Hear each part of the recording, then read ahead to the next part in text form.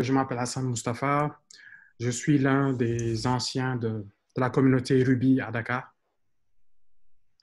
et l'un des anciens aussi du groupe Dakar Ruby Brigade, qui est enfin, comme vous le savez certainement, la communauté des rubyistes de Dakar. Mais on ne parle pas que de Ruby, on parle presque de tout. Et ça fait trop longtemps qu'on n'a pas parlé de Ruby.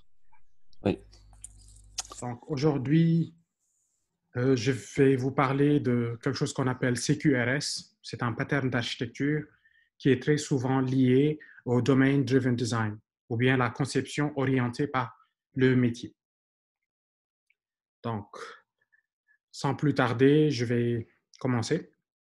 Donc, l'agenda ou le planning de notre présentation va suivre les étapes suivantes. D'abord, parler du métier euh, d'une application que nous sommes en train de développer, qui est en ligne, et voir quelles sont les problématiques que nous rencontrons, comment nous sommes arrivés à une solution qui est plus ou moins viable et qui nous facilite la vie, et un peu parler des avantages de cette solution et comment on est arrivé à cette architecture finale, et en bonus, de petits détails sur autre chose qui ne sont pas là. Une petite surprise, on va dire. Donc, disons que nous avons une application, une plateforme de monitoring et de suivi de projets. C'est une application qui nous permet de suivre les travaux de nos différentes équipes qui travaillent sur des sujets et des projets qui sont, disons, nous sommes une boîte d'offshore, on fait du développement et nous avons besoin de suivre l'évolution de nos projets. Donc, nous avons différentes équipes, des designers, des développeurs, des DevOps, sécurité et tout ce qu'on peut bien vouloir. Et nous voulons suivre l'activité de tout ce monde. Donc, nous avons une plateforme web qui met en public une API qui est ouverte à nos différents clients web et mobiles et surtout des dashboards. Donc, voici à quoi ressemble le dashboard de notre plateforme. Le dashboard, ou bien le tableau de bord est utilisé par une liste d'administrateurs et de superviseurs, on va dire, qui veulent suivre l'évolution des tickets pour savoir si les équipes avancent bien sur les projets et quels sont les projets qui risquent de connaître un retard.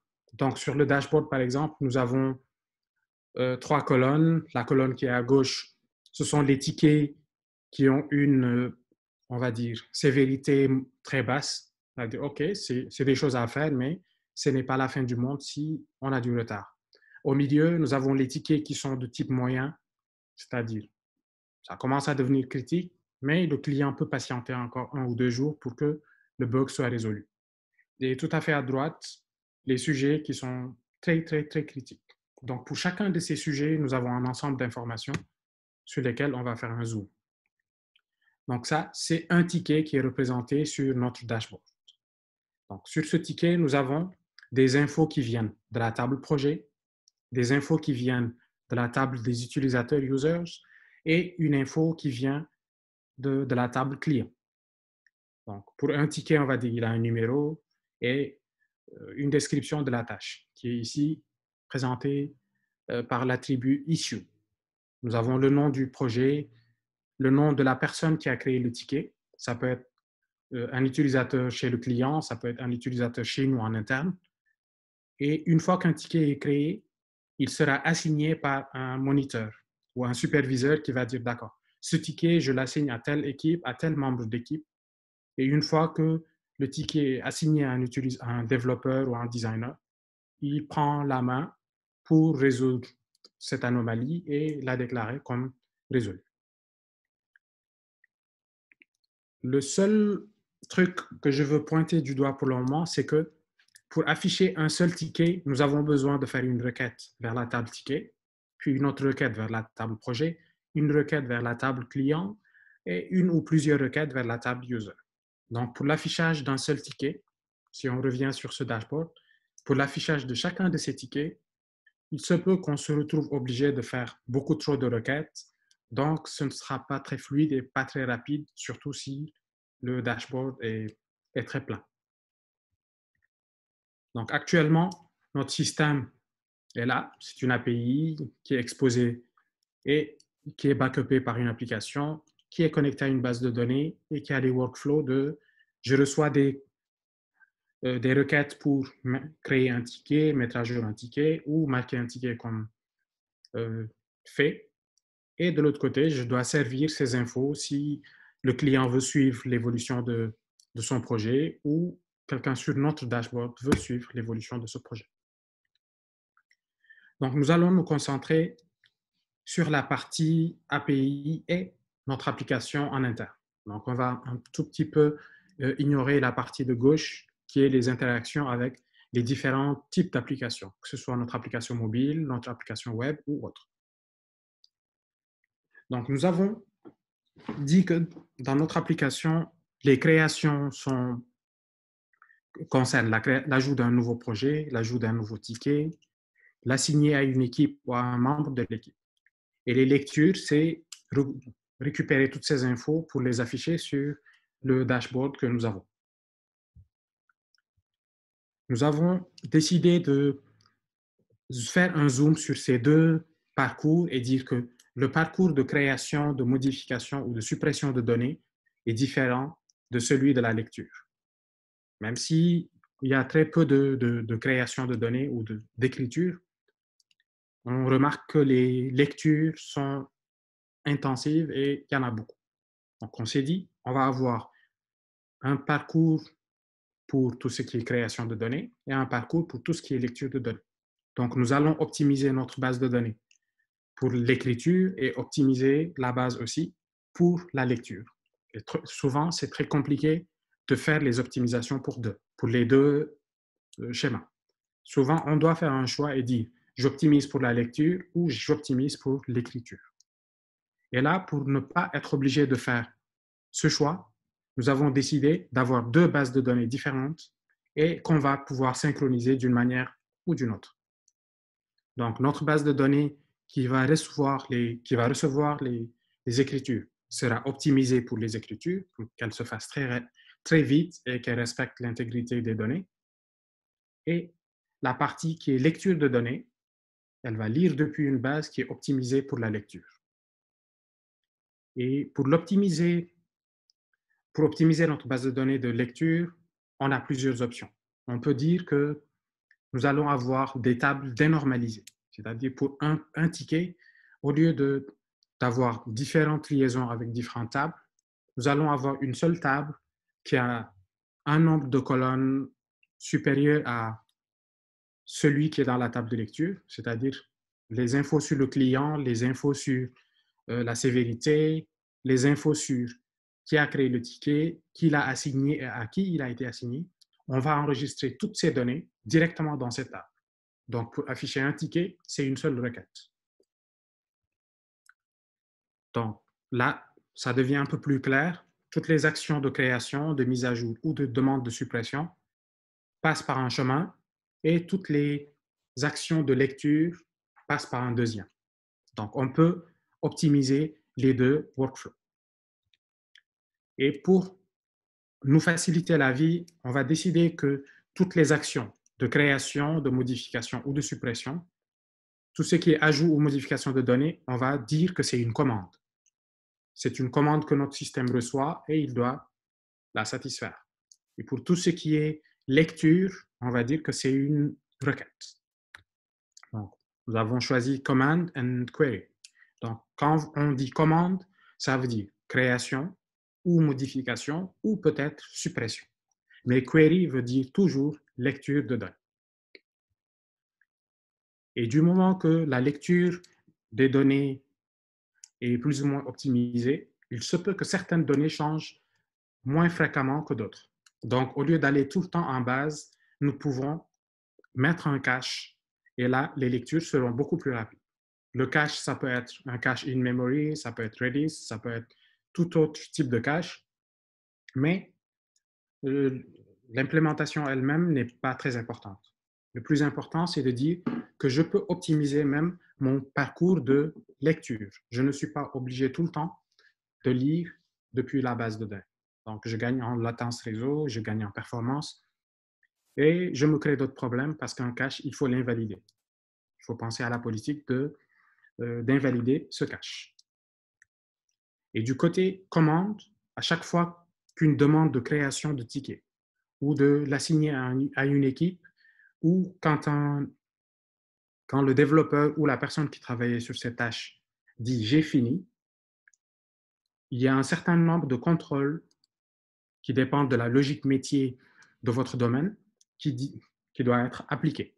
Donc, la commande arrive, elle passe par un tunnel et ce tunnel s'assure que cette commande respecte toutes les règles du métier. Une fois que tout est bon, la commande passe jusqu'à la base de données, donc une nouvelle info est créée. Par exemple, si on dit création d'un ticket, nous allons créer créer une ligne dans le ticket. On a déjà assigné le client et assigné celui qui l'a créé.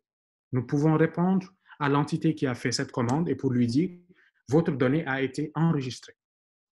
Donc, entre le moment où la donnée est enregistrée dans notre base d'écriture et le moment où elle sera synchronisée vers la base de lecture, il se peut qu'on ait un petit décalage. Ça peut être quelques millisecondes ou quelques secondes. Ce n'est pas très méchant parce que, de toute façon, la synchro sera faite.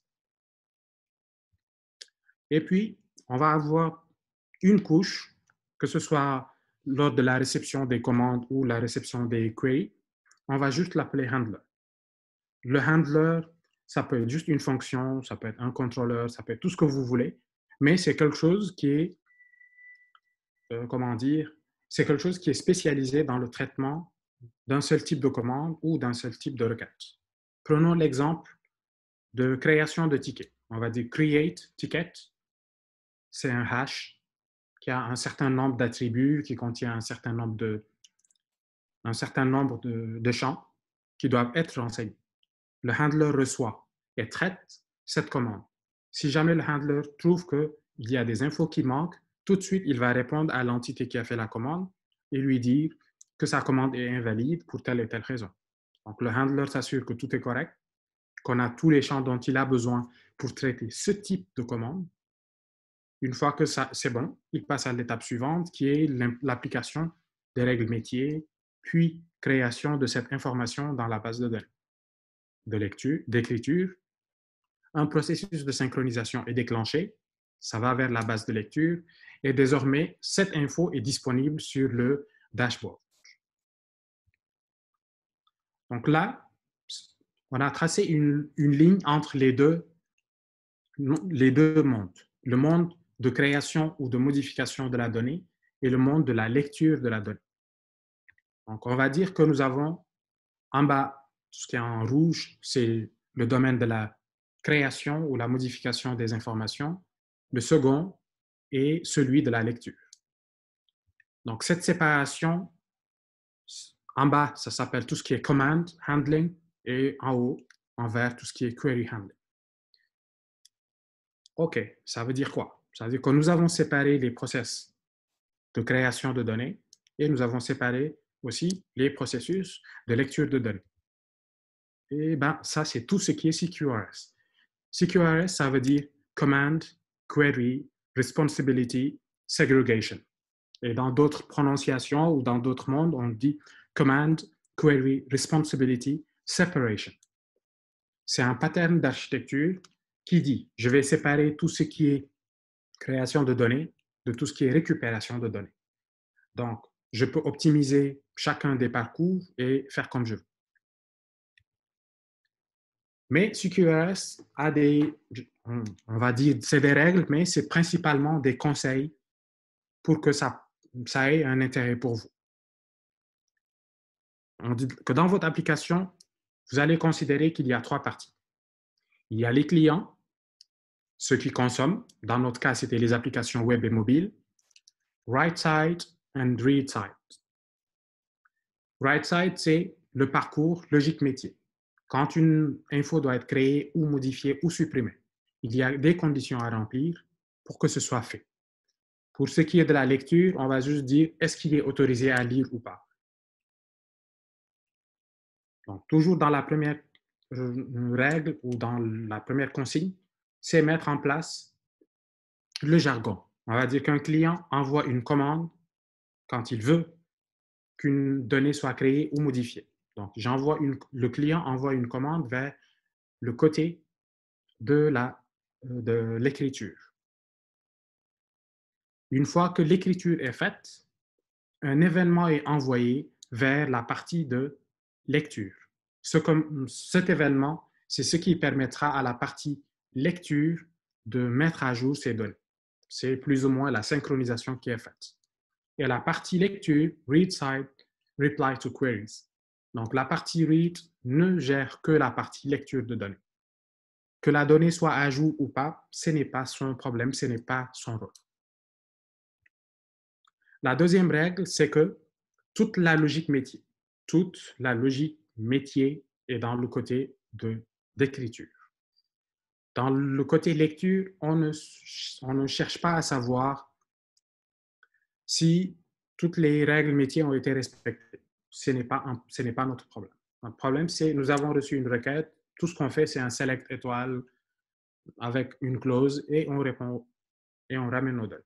On ne cherche pas autre chose. Donc jusque-là, nous avons utilisé trois termes qui sont command, events and queries. Sauf que event, on ne l'a vu que dans la partie règle. On va dire qu'une commande, elle va déclencher un événement. Cet événement peut être un événement de synchronisation ou un autre type d'événement.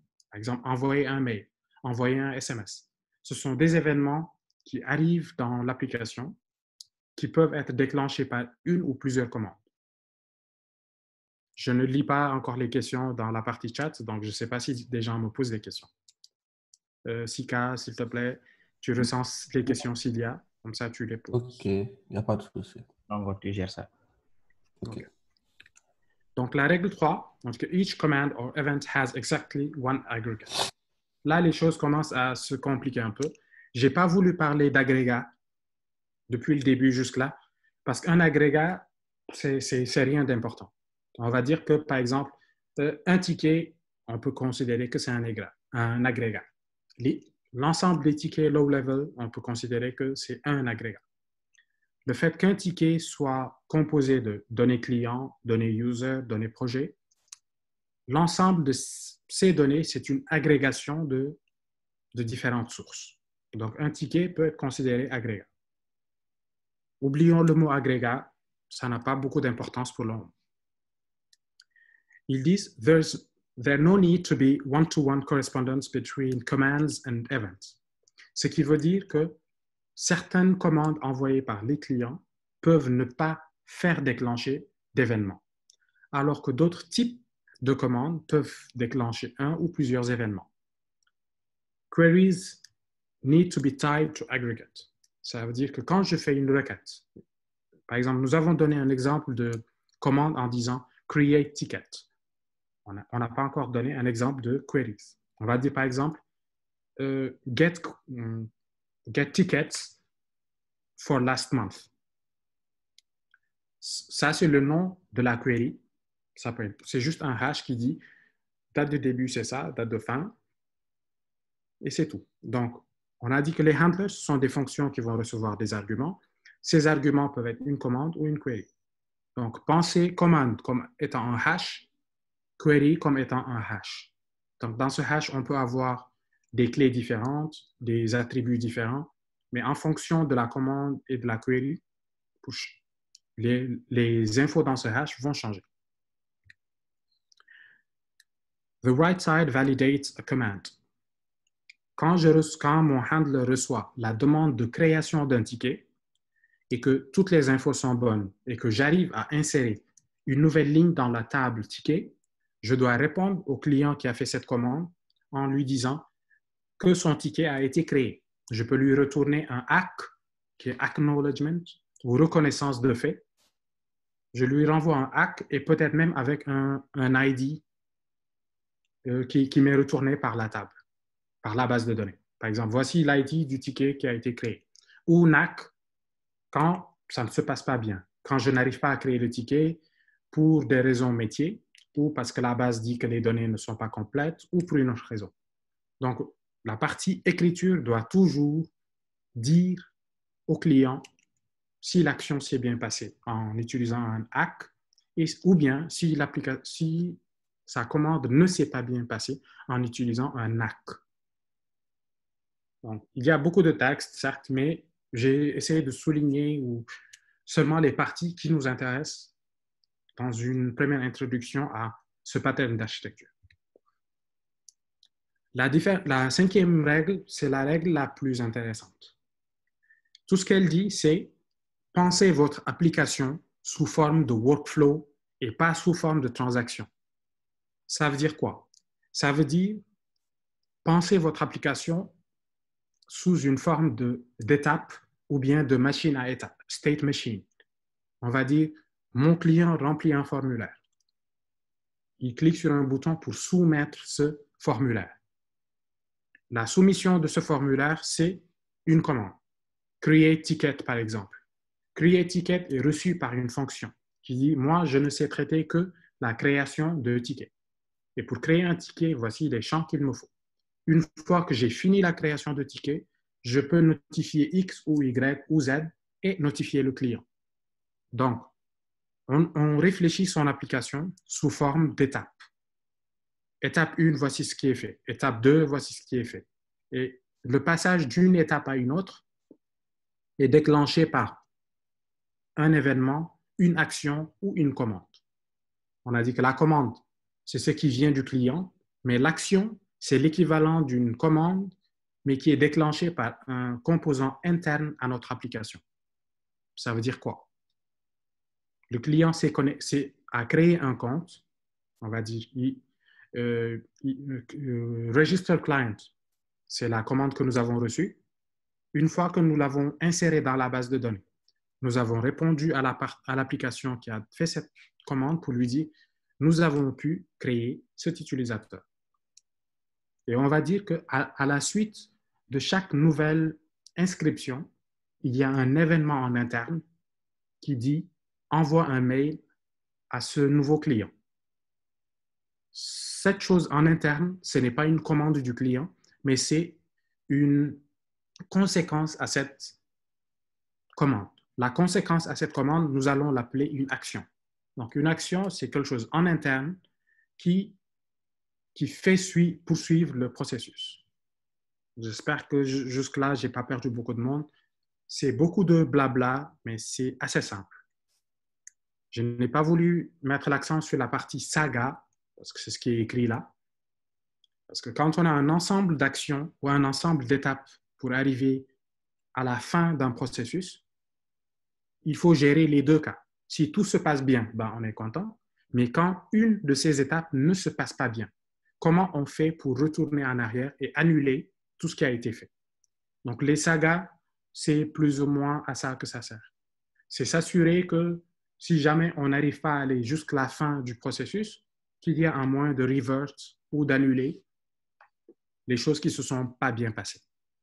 Donc, il y a la partie retry, je vais réessayer. Combien de fois je vais réessayer? Si je n'arrive pas à réessayer, qu'est-ce que je fais? Toute cette logique, elle est juste gérée dans les différentes étapes. On a des questions là. D'accord. Je dis juste une petite chose concernant cette partie workflow et on peut prendre des questions. Okay. Pour ceux qui ont déjà fait du React, du Vue.js ou du Angular, quand vous faites votre state management, par exemple avec React, quand vous utilisez Redux ou Flux ou autre chose, c'est exactement ça le concept.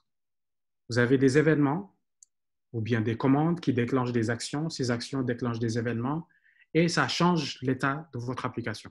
Vous avez cliqué sur un bouton j'aime. En quelques millisecondes, il y a eu quelque chose.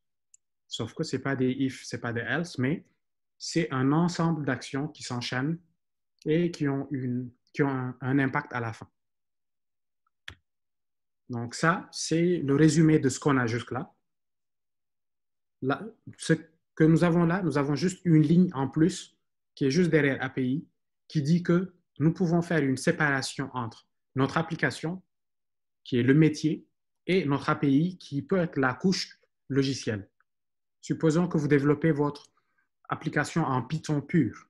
L'API peut être développée en Django, en Flask ou dans autre chose. Mais le fait que les deux ne soient pas couplés, ça fait que vous pouvez changer la couche API à tout moment, remplacer Django par Flask, et vous ne changez pas votre application. Donc, allez-y pour les questions. OK. Pour la première question, il dit que si la BD, si la base de données où les queries sont faites tombe en panne ou vice-versa, pour celle le write, est-ce qu'il y a une possibilité de le savoir? En fait, si la base de données où on fait les écritures tombe en panne, est-ce qu'il y a une possibilité de le savoir? Oui. Ici, nous sommes restés dans la partie vraiment philosophie, on va dire. On n'a pas parlé de technique ou de technologie ou d'outils. Par exemple, la base de données dans laquelle nous allons enregistrer nos infos, c'est vrai que c'est la dernière couche. Disons que nous utilisons Postgres comme base de données.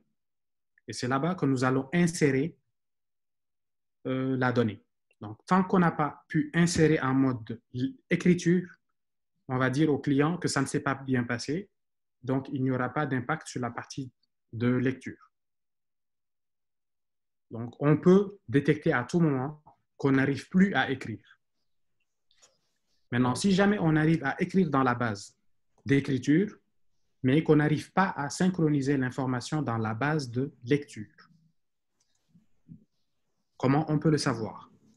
Actuellement, quand on veut synchroniser deux bases de données, enfin, ici, on a abusé, on a dit deux bases, ça peut être une seule base, et utiliser des triggers qui vont faire du upsert dans une autre table, une table qui est dénormalisée. Donc, à chaque fois qu'un événement arrive dans l'une des tables normalisées, le trigger se déclenche, une fonction est exécutée, et la table dénormalisée est mise à jour. Donc, quand il s'agit d'une seule base de données, on va dire que ce sont des actions totalitaires. Tout se passe bien ou rien ne se passe bien. Rien ne se passe bien. Et quand c'est le cas de deux bases de données différentes, la synchronisation, elle n'est pas vraiment faite de base à base. On va dire, quand j'arrive à écrire dans la première base, je vais envoyer une information via un canal. Ce canal, le plus souvent, les gens utilisent Kafka ou Redis ou RabbitMQ ou bien NATS ou bien équivalent. Ça veut dire que la partie qui est au milieu, qui fait la synchro, c'est elle qui garde l'ensemble des logs ou l'ensemble des demandes de synchronisation. Donc, dès que la base de lecture est up, la synchronisation continue. Elle reprend de là où elle s'était arrêtée. Donc, dans la partie synchronisation, il y a ce qu'on appelle la sémantique du message delivery. Ça veut dire la synchronisation, est-ce que je veux qu'elle se fasse au moins une fois, au plus une fois, ou bien exactement une fois? OK, ça veut dire quoi? Ça veut dire, est-ce que je peux me permettre de refaire la même synchronisation plusieurs fois? Est-ce que ça aura un impact sur la qualité de la donnée dans la lecture? Normalement, non, parce qu'on fait des upserts. Upsert, c'est update si ça existe, insert si ça n'existe pas. Donc, normalement, si je fais plusieurs fois update de la même ligne avec les mêmes données, ce n'est pas méchant. C'est vrai que je fais des opérations pour rien, mais la donnée finale ne sera pas altérée. Donc oui, il y a un moyen de savoir si la base de lecture est down, la base d'écriture est down, et si la synchro ne se passe pas bien entre les deux. Je ne sais pas si ça répond à la question ou pas.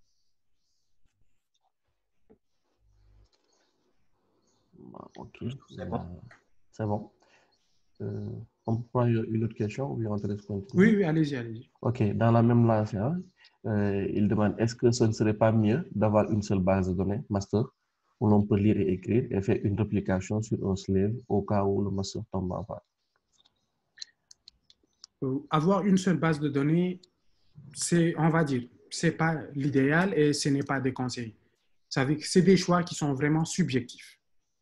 Donc, notre objectif premier, c'est de permettre à notre application de répondre très rapidement et récupérer les données très vite et les afficher très vite. Un dashboard qui s'affiche en moins de 2 secondes, c'est toujours mieux qu'un dashboard qui va me prendre 8 à 10 secondes pour s'afficher. Donc, quand on veut avoir un truc qui soit performant, on veut que la donnée s'affiche le plus tôt possible. Et quand on parle par exemple de Postgres, MySQL ou les bases relationnelles, on doit toujours faire un trade-off. Est-ce que je veux optimiser mes lectures ou optimiser mes écritures? Faire les deux en même temps est très difficile. Alors que des bases comme Redis, Mongo, elles peuvent être super rapides en écriture, en lecture, mais pas super rapides en lecture, en écriture pour le cas de Mongo. Donc, je peux dire, je vais avoir Redis comme base de lecture. Donc, elle est optimisée pour la lecture. J'ai souvent des opérations qui prennent moins d'une milliseconde. Donc, c'est l'idéal pour écrire. Et quand on veut avoir master-slave, OK, on va écrire dans la master, mais on va lire depuis la slave. Sauf que il y a une chose de plus qu'on doit faire. OK, le slave va avoir l'info, mais la partie dénormalisation, pour éviter d'avoir à faire plusieurs requêtes dans différentes tables, ce sera le même problème qui se pose et il faudra le résoudre. Donc, master-slave, réplication, sharding, c'est très bon pour être sûr qu'on ne perd pas de données, mais le problème de dénormalisation, on risque de l'avoir encore. Ok, je pense que c'est très clair. On va prendre juste la dernière question et te laisser continuer. Il demande si l'expression saga, c'est la même chose que les transactions. C'est comme les transactions en fait. Oui et non. Une transaction, c'est je démarre tout de suite et je finis. Si tout se passe bien, c'est cool, je suis content, mais si ça ne passe pas, on le dit tout de suite. Alors que les sagas, ça peut être un peu différent. C'est comme dire, par exemple, le client a créé son compte. Je lui ai envoyé un mail. Dans le mail, il doit cliquer sur un lien pour déclencher l'activation de son compte. Une fois que son compte est activé, je dois faire autre chose. Donc, c'est un ensemble d'étapes qui doivent être faites dans un ordre donné. Et une fois qu'elles sont toutes faites, on a un résultat. Mais si, par exemple, le monsieur ne clique pas sur ce lien 24 heures après son inscription, on va annuler son abonnement. Donc, le faire dans une transaction, c'est compliqué parce que dans une transaction, on a des opérations qui vont, on va dire qu'elles sont synchrones. Elles vont nous dire tout de suite si c'est bon ou pas. On va abuser et dire qu'une transaction, c'est quelque chose de synchrone. Et saga, c'est plus de l'asynchrone. On sait qu'une chose doit être faite avant un certain délai, si on veut, mais pas forcément dans l'immédiat. Je ne sais pas si ça répond à... si c'est un peu plus clair ou pas. Mais les sagas, c'est beaucoup plus grand et beaucoup plus vaste que les transactions. D'ailleurs, il y a un site d'un certain Chris Richardson, où il a fait un article entier où il ne parle que des sagas et de leur utilisation dans les systèmes distribués. Je vais essayer de vous balancer les liens sur le chat ou en les passant à Sika quand il va publier les slides et les vidéos. Ok, donc on continue. Après, on va reprendre les questions à la fin.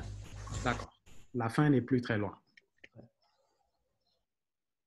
Jusque-là, nous avons parlé de CQRS, Command Query Responsibility Segregation. Et puis, il y a une deuxième partie qui est très souvent associée au CQRS, ce qu'on appelle le Event Sourcing. Le Event Sourcing, il va nous créer beaucoup de problèmes parce qu'il va nous dire, OK, votre base de données, c'est une seule table. C'est une table qui s'appelle Event. C'est tout. Vous n'avez pas besoin de plus que ça. Mais en fonction du type d'événement, vous avez des infos en plus ou en moins. Moi, aujourd'hui, la démo que je voulais faire, c'était en utilisant du Event Sourcing avec du Postgres. J'ai une seule table qui s'appelle Event. C'est la seule table qui est utilisée par les commandes. Donc, quand j'ai par exemple une commande qui dit « créer un ticket », je vais insérer une ligne dans la table Event avec le Event Type Ticket Created. Une fois que ce ticket est créé, un trigger va se déclencher pour copier des données et les mettre dans une autre table de lecture.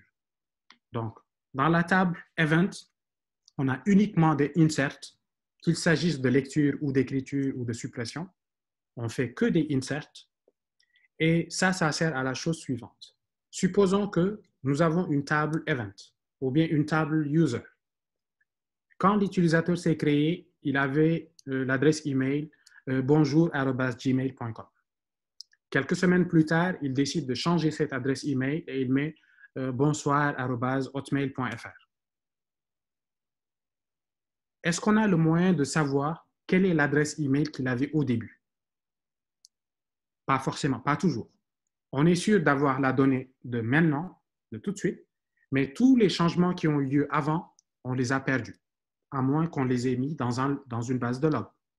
Donc, le event sourcing, il se base sur ça. Il dit un événement qui s'est passé dans le temps ne peut plus changer. Hier, c'était vendredi, il a plu, ça ne changera pas. Par contre, comment on va réagir à cet événement, ça peut changer. On va dire par exemple, nous avons un ensemble de données qui sont recueillies et qui sont stockées dans une base, dans une table event. On sait que quand l'utilisateur a créé son compte, il l'a créé à telle date avec telle adresse email. Puis un jour, il est venu et il a fait un nouvel événement, une nouvelle commande qui est mise à jour de l'adresse email. Maintenant, son adresse email est devenue telle. Un autre jour, il a changé son adresse.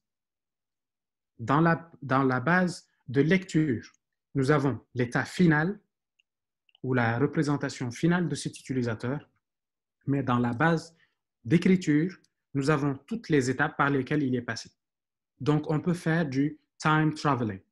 On peut voyager dans le temps et dire, OK, au tout début, il y avait Adam, et puis voici les événements qui ont eu lieu jusqu'à notre date. Donc, avec le event sourcing, on ne perd pas de données. On peut replay, on peut faire du time travel. Vous allez voir souvent que ça s'appelle rejeu en français ou replay. Ça veut dire on peut revenir dans le temps et réexécuter un certain nombre de choses. L'avantage du event sourcing plus CQRS, c'est que si jamais un jour vous développez un nouveau service qui a besoin d'utiliser votre historique, vous n'avez absolument rien à faire. Vous développez ce service et vous le branchez à votre table de log. Et vous faites un replay, un rejeu. Et lui dire, voici le début du film et vas-y, exécute-toi. Par exemple, tout ce qui est machine learning, ça sert à ça. Tout ce qui est détection de fraude, ça peut marcher comme ça. Donc, on se base sur les événements qui ont eu lieu. Un événement est immuable, il ne change pas. On ne doit jamais changer un événement dans votre base de données. Si jamais il y a une équipe qui fait un audit et qui voit que dans la table event, la colonne created at est différente de la colonne updated at, vous êtes mort. Ce qui veut dire que vous avez altéré vos événements, vous avez altéré les données. Par exemple, l'exemple que les gens donnent le plus souvent, c'est un comptable. Un comptable, quand il se trompe, il ne vient pas prendre il ne prend pas sa gomme et il efface la ligne. Supposons que c'est la fin du mois, les salaires tombent, on va dire que vous avez reçu 200 000 francs de plus sur votre salaire que ce que vous deviez avoir. Est-ce que la banque va dire, oups, CTRL Z et puis moins 200 000? Non. Vous avez une ligne qui dit, vous avez reçu le montant, et puis il y a une deuxième ligne qui dit, on vous a retiré 200 000. Ce sont deux événements différents. Mais l'agrégation de ces deux événements donne la bonne info. Donc, le résumé de tout ce qu'on a dit depuis ce matin, c'est que Command Query Responsibility Segregation est souvent couplé au Event Sourcing et les deux, on en entend parler dans le Domain Driven Design, la conception d'une plateforme qui a été dirigée par le métier. On parle le jargon du domaine. Le workflow, c'est le workflow du domaine. Parce que le domaine existe et on veut juste l'automatiser en utilisant les outils informatiques. Donc, il n'y a pas de raison que les gens du domaine essaient de nous parler technique, parce que ça finit souvent mal. C'est mieux que nous, les techniques, on parle le langage du domaine et on conçoit nos applications autour du domaine. Donc, quand, au cours d'une réunion, on utilise le jargon, les gens qui ne sont pas techniques comprennent tout de suite et ils sont à l'aise pour faire leur feedback. Donc, c'était tout. Merci. Si vous avez des questions, allez-y. Merci Hassan. Je pense que la présentation a été très, très claire. Donc, on va continuer sur les questions. Donc, il y a une autre question de Mustafa Assi qui disait que est-ce que c'est différent du pattern master-slave où on a un master en read-write avec l'API de création-modification et une API de lecture sur un cluster de slave pour tout ce qui est lecture avec un cache Redis. Moustapha Assi vient de dire que c'est bon. Maintenant, tu as répondu à sa question. Ok, oui, je pense que quand il a répondu à la deuxième question, c'était le cas. Après, il y a une autre question. Quel serait le lien ou le moyen de communication entre l'API et l'application, en partant du principe que les deux sont conçus avec des technos différentes? Quand je dis techno différentes, le plus souvent, c'est le... OK, je vais répondre à la question sans entrer dans la technique. Quand on fait du RPC, Remote Procedure Call, la partie write, la partie read, la partie API ne sont pas obligées d'être développées dans le même langage. Imaginez la partie lecture comme étant un microservice, la partie écriture comme étant un microservice, et l'API est un troisième microservice qui sert de proxy. Donc, l'API est la seule couche qui est exposée au reste du monde. Quand elle reçoit la requête, elle fait une deuxième requête vers la partie lecture ou la partie écriture. Est-ce que c'est un peu plus clair?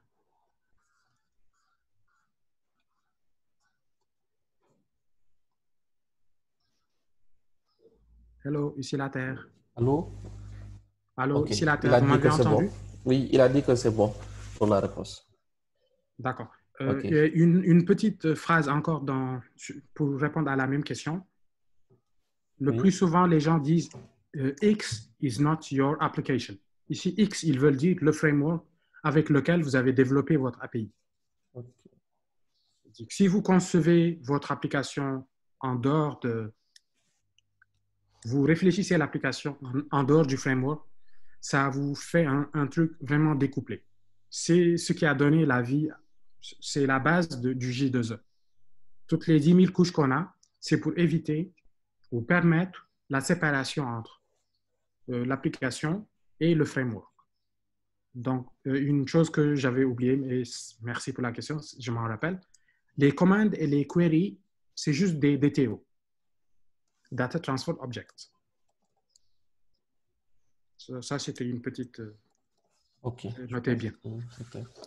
Il y a une question qui demande quelle est la complexité à intégrer le CQRS et Event Sourcing dans un système qui existe déjà. Comment il faut s'y prendre en fait? OK, une bonne question. C'est la question qui revient tout le temps.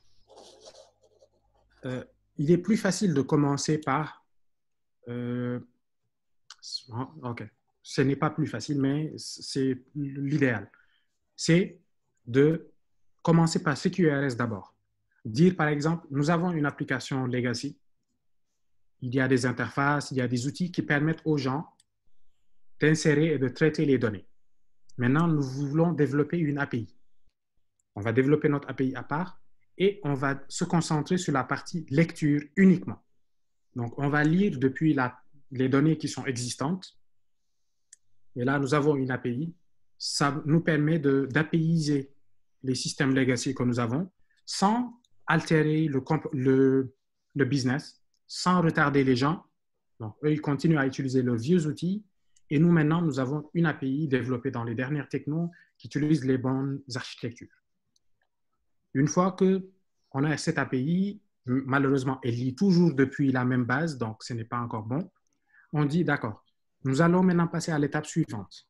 L'API va lire uniquement depuis sa base à elle, qui est indépendante de la base du système. Donc, on sépare et on évite les problèmes. Et on va mettre en place une couche qui va faire la synchronisation. La synchronisation va se faire via des événements.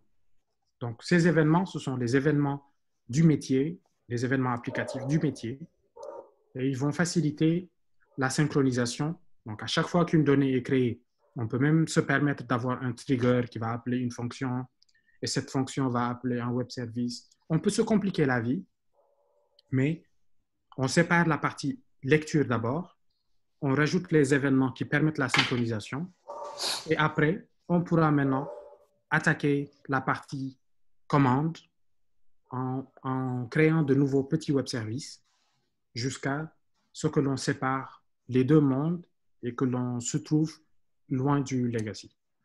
Je ne sais pas si c'était clair ou pas. Mohamed, c'est clair pour la réponse? Oui, il a dit que c'est Nickel Chrome. Ok, il y a une autre question qui... Il dit qu'il voulait savoir quel problème résout cette architecture dans votre travail actuel, dans votre job actuel. OK. Par exemple, on va dire, quand je travaille pour une banque, pour ceux qui ne le savent pas, nous avons une solution Internet Banking qui est utilisée par des milliers de clients. Quand un client se connecte, il veut avoir ces informations et vite. Et très souvent, les entreprises, elles font beaucoup de virements, elles ont beaucoup de données. Donc, ce n'est pas cool que le client se connecte et que l'application mette du temps à afficher ces centaines de milliers de lignes qu'il a. Donc, on doit faire tout le traitement pour que quand le monsieur se balade dans l'application, il a l'impression de se balader dans ses documents. Donc, cette architecture nous a permis de gagner en performance pour s'assurer que nos applications se chargent toujours vite, que ce soit web ou mobile. Parce que quand c'est rapide, ça fait plaisir aux clients et ça donne plus envie aux clients de continuer à utiliser le système. Nous, on a été utilisateur avant d'être provider, donc on essaie de toujours fournir des services le plus rapidement possible. Donc, les études qui disent quand vous faites du web et que la page se charge en moins de 500 millisecondes, enfin 300 millisecondes, on a l'impression que c'est instantané. Quand c'est moins d'une seconde, c'est rapide, mais quand ça dépasse les 2 secondes, c'est conçu comme étant lent. Donc, nous, on veut produire le meilleur service et le plus vite possible. Donc, on prend sur nous et on se complique un peu la vie, mais ça donne de bons résultats. Okay. Et un autre aspect que je n'ai peut-être pas dit, on peut facilement maintenant développer la partie handler, les query handlers, on peut les écrire dans de nouvelles technos et c'est transparent. Ok. Je pense que c'est très clair pour ça. Donc, s'il n'y a pas d'autres questions, Il y a deux autres questions. Baba Sankare qui demande si le SCRS implique la transition à une architecture microservice. Pas forcément. On peut faire du CQRS dans du monolithique et c'est beaucoup plus facile à faire dans du monolithique que de le faire dans du web service. Quand on fait des microservices, pour faire du CQRS, ça devient un peu compliqué parce que il faut savoir, OK, quels sont les services de lecture, quels sont les services d'écriture. Il faut avoir un load balancer, il faut avoir un proxy. Oui, c'est possible de le faire en monolithique et en microservice.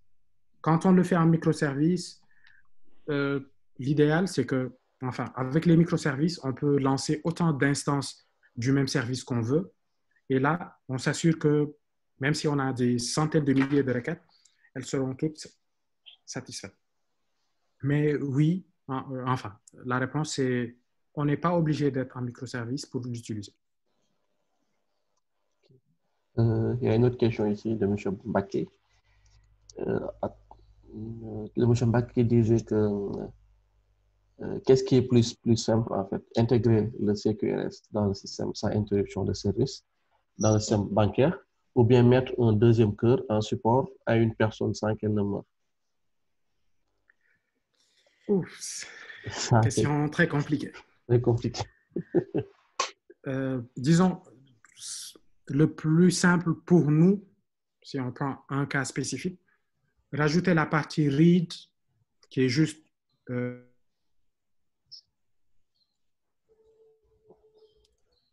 Allô, on ne t'entend pas. Allô, Hassan? Allô? Je pense que la question lui a... La question lui a fait peur. Ouais, c'est clair. Il a fui la question. Hassan, on t'entend pas? Qu'ils reviennent, donc là, on devait commencer par la présentation sur ELK, mais que le gars qui devait le présenter était venu en retard, donc on a permis les deux présentations pour ceux qui viennent d'arriver. Oh, Donc là, après cette présentation, on va passer à ELK, puis le dernier. Donc apparemment, Hassan Moustapha s'est déconnecté.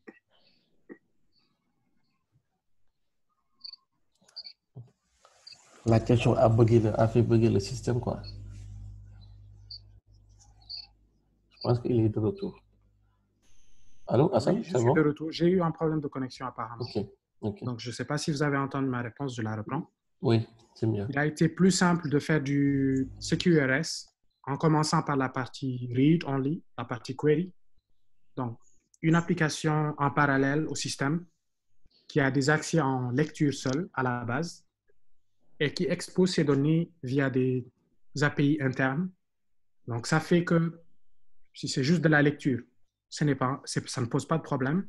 Et en même temps, ça nous permet de voir quelles sont les choses dont on a besoin tout de suite dans la partie query.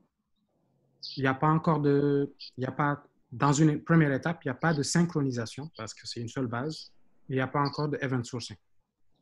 Donc, le plus simple, c'est de construire sur l'existant en commençant par la partie read. En tout cas, c'est mon avis.